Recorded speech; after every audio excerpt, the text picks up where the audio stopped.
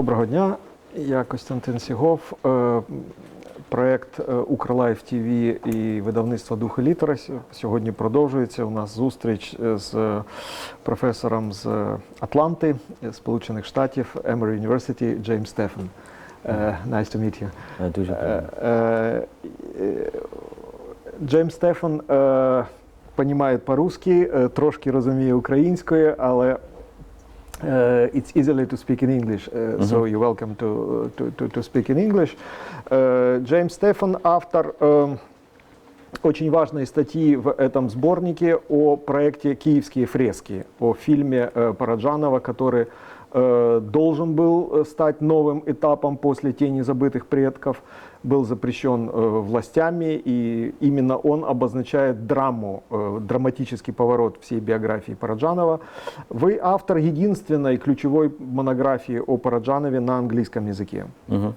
И вы также автор исследования о киевских фресках Параджанова, которое вошло в эту книгу, и она была издана и переведена и на русском, и также существует украинская версия этой книги.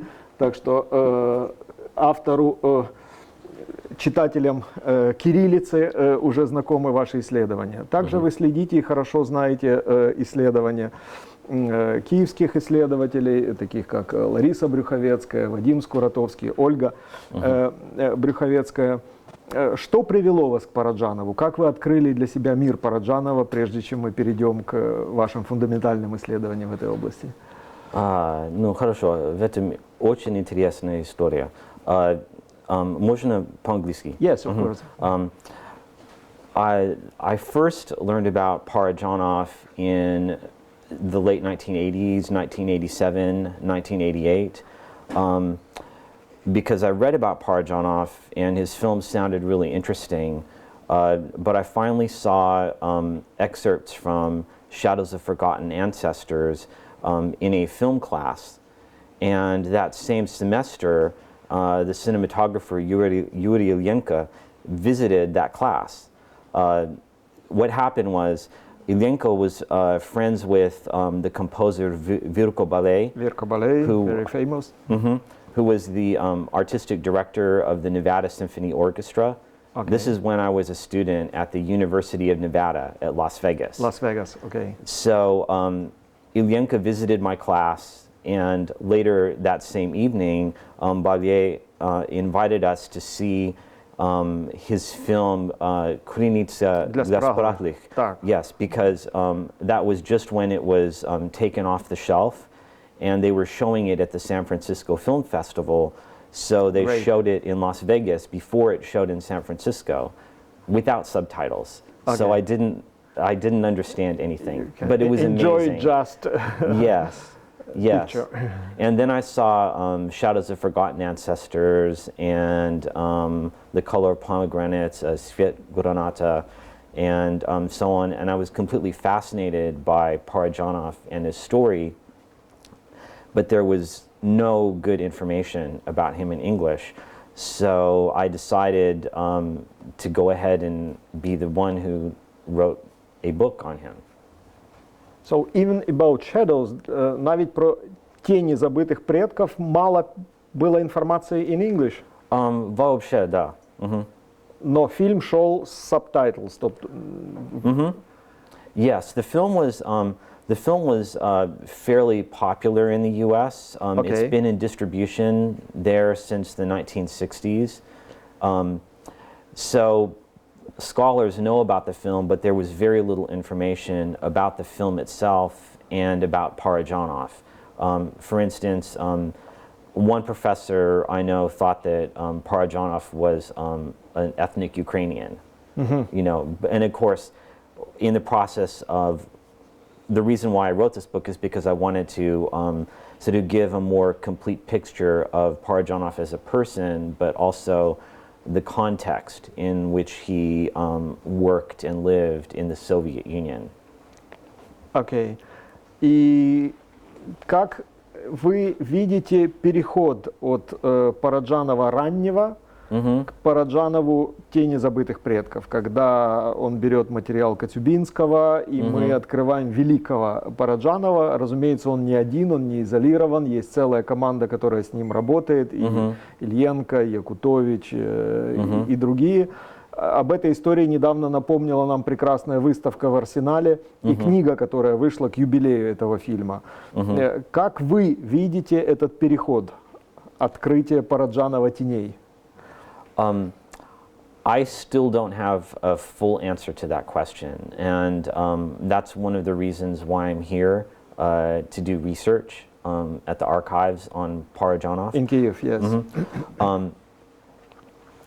But some people have argued that Parajanov really wasn't capable of making that film himself, and that it was because of the talent of the people that he worked with, like Ilyenko, Yakutovich, and Chende, and so on. But I think if you look at Parajanov's early films, even though they're not successful, he's making attempts at moving towards this poetic cinema, and he's trying out things in these films sort of within the context of ordinary Soviet genre films. And I think Olga Bryukhovecka has a very interesting idea that the reason why those early films were badly received is because there's an underlying conflict between the poetic vision which he's seeking and the standard formulas of narrative cinema. And he just hadn't found a solution yet, but over time he became a more assured director. And I'm inclined to agree with her now, thinking about it.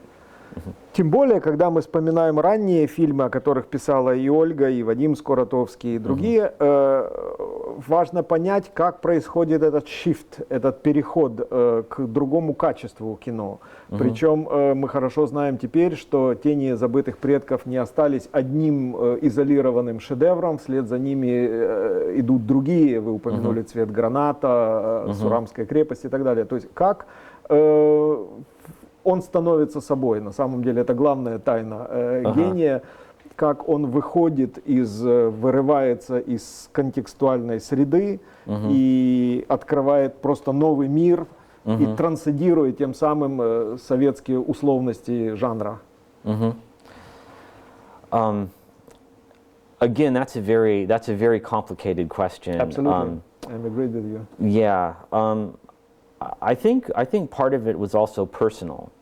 Because at that time, Parajanov, some people have joked that he was known as the worst filmmaker at the studio.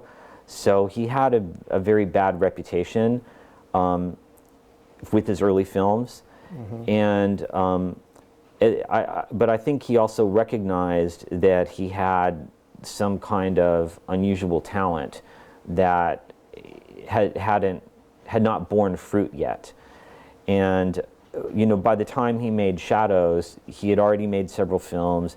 He was almost 40 years old, and I think he went through a midlife crisis, a creative crisis. And I think it pushed him to work on a completely different level than he had before. I think that's part of the story. Советские власти позаботились о том, чтобы его bad reputation стало известно всему миру. И в частности для этого его потом посадили в тюрьму. Но перед этим и после «Теней» он снимает киевские фрески. Есть этот проект. С одной стороны, он связан с нарративом о годовщине Победы, 9 мая, и миф, связанный с 9 мая 1945 года. С другой стороны, попытка по-другому посмотреть на эту дату через музей, через Веласкеса, через музыку Сильвестрова. И, по сути дела, единственным целостным элементом этого фильма, который остался, все остальное во фрагментах, и видео, и другие элементы, это музыка. Осталась музыка Сильвестрова, ее исполнял Блажков, Сильвестрова по всей Америке играл в Иркабале. Что вы думаете о музыке Сильвестрова? Well, I think that it plays a huge role in the film, but I think it also points to Parajanov's future aesthetics, and I think it's one more example of why Kievsky fresky was perhaps the most important turning point in Parajanov's career, perhaps even more so than Shadows of Forgotten Ancestors, because that's the film where he really formulated the aesthetic that he would use in all of his later films. As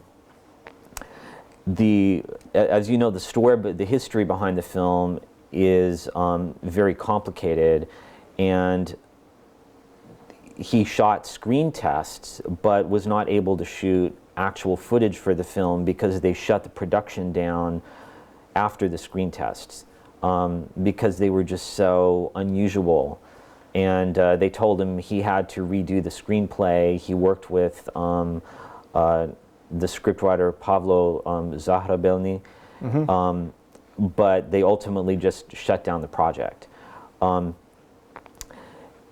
what I found in my research on this film is that there was a sort of a retrospective of Parajanov's films, and they showed this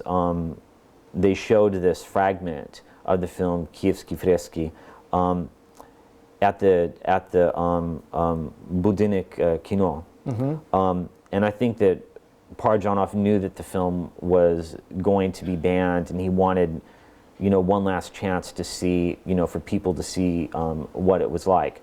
So that's what we have today is this 15 minutes of footage that's edited from the screen tests, but it has the music by Silvestrov.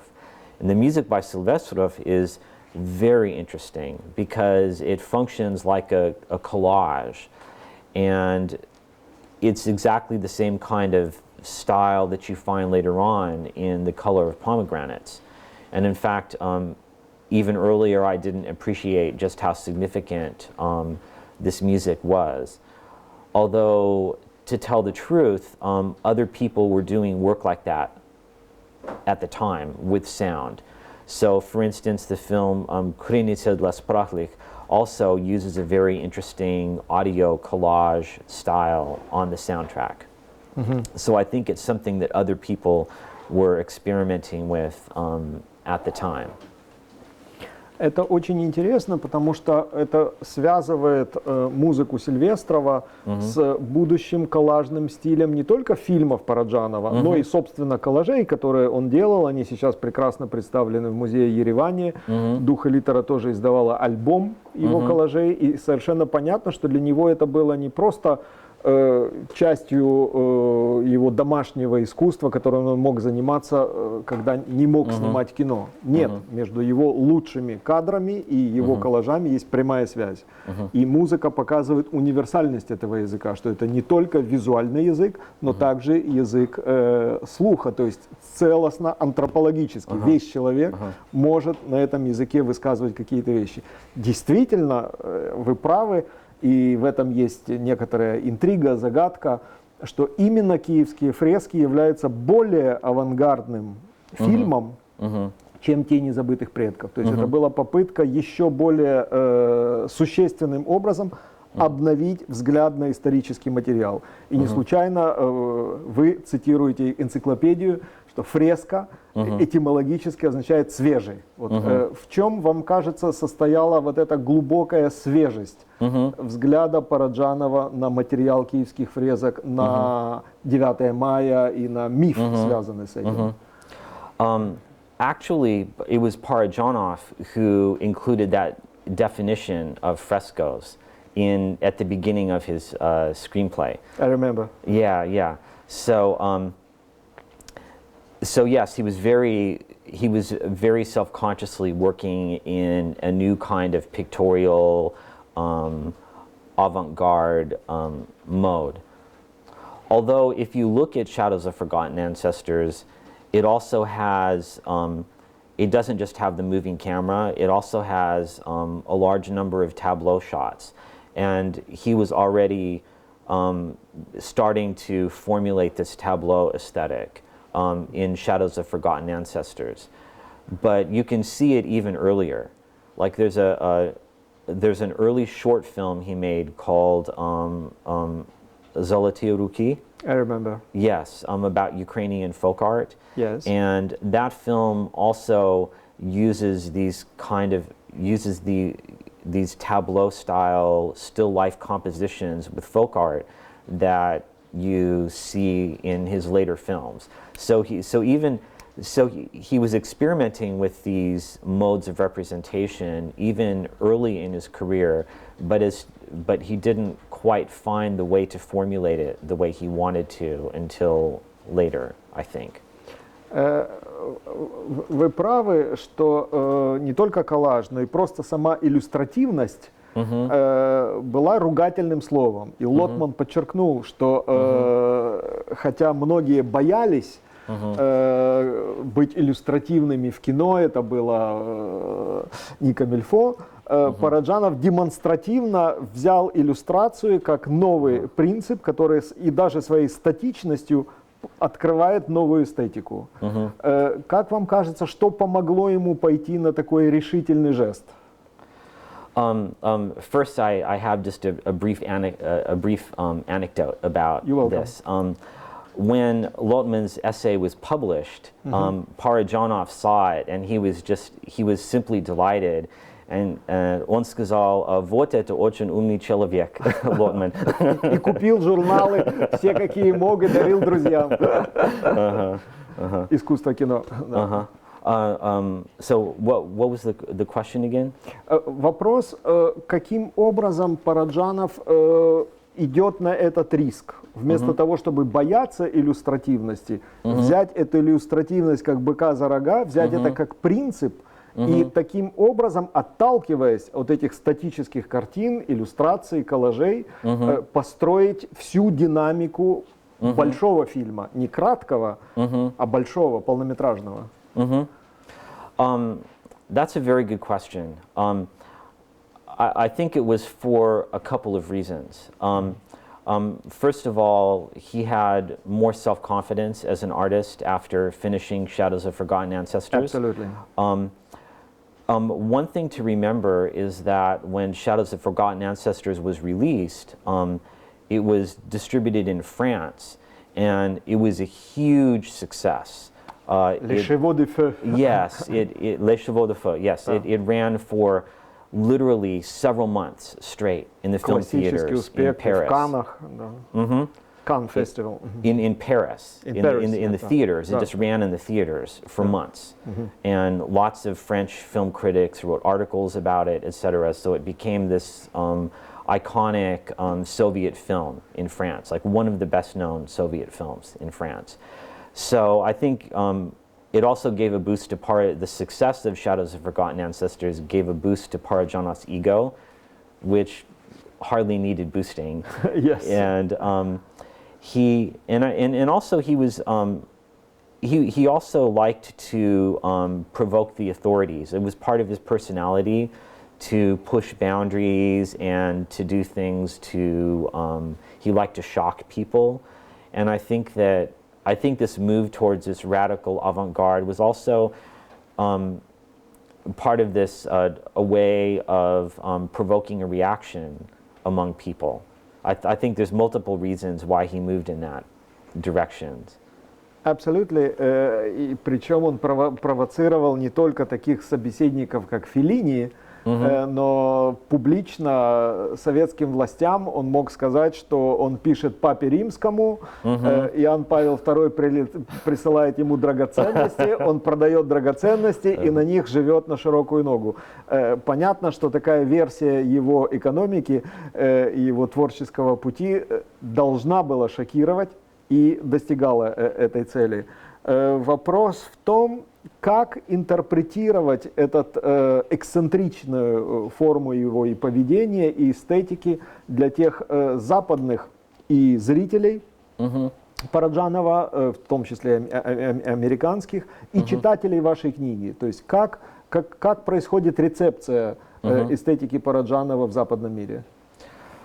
Well, I think that the thing is with Parajanov is that his because he has this very incredible visual style, people have always been very attracted to it, even if they didn't understand quite what he was saying. So, so he's recognized by many important filmmakers as a great creative talent. So, from Jean-Luc Godard, Michelangelo Antonioni, even Martin Scorsese. Martin Scorsese, I learned, was a great fan of Parajanov, and he supported the restoration of The Color of Pomegranates through his film foundation. Perfect. So he's recognized as an important filmmaker, but very few people really understood what was going on in the films. So one of the things I did, especially with The Color of Pomegranates, because it's his most difficult film, is to try to identify many of the cultural artifacts and the locations where the film was shot. The context. Yeah, the context, and also to say something about Sayat Nova as a poet, and so on, so that people have a broader understanding. So I think that I think now he's definitely regarded as a major figure in world cinema, although not everybody responds to his work equally well. Like some people still find it pretentious or boring, which is understandable. And I remember one time I read on Amazon, somebody warned viewers that The Color of Pomegranates had animal cruelty because there were slaughtered rams in the film and chickens, you know, for sacrifices. You know, so I think his films will always divide people to a certain extent. They're not films that are really popular or immediately accessible. But I think that the aesthetic of the film will always appeal to certain people, and I think that now that there's an opportunity for scholars like myself, there's another scholar named Joshua First who's written a very good book about Ukrainian cinema, and so on. I think that there's more of a context available now. Okay. Я помню нашу последнюю встречу в Атланте, в Эморі университете, и вы рассказывали о новых исследованиях, которые вы ведете после уже публикации вашей книги, и теперь в Киеве вы работаете в архивах. И будете возвращаться сюда, как мы надеемся. Вы могли бы сказать несколько слов о новом проекте, над которым вы сейчас работаете, и какая его цель? I'm working on two themes. I'm continuing my work on Parajanov. I want to write a biography, which is a very long and complicated project. It's maybe impossible. I don't know. It's interesting. But I'm also interested in other aspects of Soviet cinema. So one of the things that I'm most interested in about Soviet cinema is the fact that it was a multinational entity. So most people just think about the Soviet cinema in terms of Russian cinema, and even most of the scholars in the West who work on Soviet cinema focus their work on Russian film, just for practical reasons. But I'm really interested in the fact that it was a multinational cinema. And Famous Georgia films, yes, but also Kazakhstan, Ukrainian production, Belarus, etc. And I'm interested in the politics of nationality in the Soviet Union and how it shaped the development of Soviet cinema. But I'm also interested in other aspects of Soviet cinema. Like right now I'm doing research on wide format and widescreen filmmaking in the Soviet Union, and one of the things I want to research here is what it was like for Ukrainian filmmakers to work with these new formats. So, for instance, at the Dovzhenko Film Studio, that was one of the few film studios in the Soviet Union that was able to shoot wide format, широкоформатный film. Uh-huh. And so I'm doing some research on the first film that was shot here in that format. Interesting. Тогда мы можем лучше понять, как в этом широком контексте Параджанов действительно является очень интересной case study. Человек, связанный с Тбилиси, с Арменией, с Украиной, и вместе с тем, понятно, выходящий на широкую сцену не только всего Советского Союза, но и мирового экрана. Действительно очень хорошо, что вы ставите эту невозможную задачу написать его биографию, потому что это говорит о том, что вы заразились его собственным стилем. Он все время ставил невозможные задачи. А-ля Параджанов вы тоже пытаетесь поставить невозможные задачи. А в чем главная трудность его биографии? И главный интерес? Well, I think that the most complicated question has to do with his criminal trials, and because he was arrested 3 times in Tbilisi, and once in Kiev, and once again in Tbilisi in the 1980s, and he was actively followed by the KGB during this time. As I wrote in my book, Andropov sent reports to the Politburo in Moscow and so on. So he was very actively followed. Maybe not so much because they viewed him as a political dissident, but because he was a dangerous personality, because he spoke his mind. He attracted all of these people around him, like Ukrainian dissidents, like Ivan Zuba, and so on. СУС, известная акция в кинотеатре «Украина», когда, по сути, с этого началось публичные протесты против репрессий диссидентов, да. Это классическая уже история учебника. And that's one of the events that I'm doing more research on. But the problem is that he was convicted on criminal charges and not on political charges, because it wasn't because of anti-Soviet behavior. As you know, he was convicted on homosexuality, even though it's pretty clear that this conviction was politically motivated. People are very uncomfortable speaking about these kinds of issues, so it's all connected in very complicated ways with Parajanov's personalities and the way that he knew him. So it's something that has to be approached very tactfully, and it can't be sensationalized in any way. But regardless, these are very difficult problems to write about. Почему персональной жизнью человека, кинематографиста, режиссера занимается глава КГБ? Почему на уровне ЦК, партии, правительства людям нечем больше заняться, кроме как анализировать личную жизнь человека из Киева или Тбилиси? Это очень странная история, но, может быть, именно она для 21 века окажется интересным взглядом на то, чем была вообще Советская империя. Yeah, I think so. I think that I think it's really now time to look at these questions in a more forthright manner.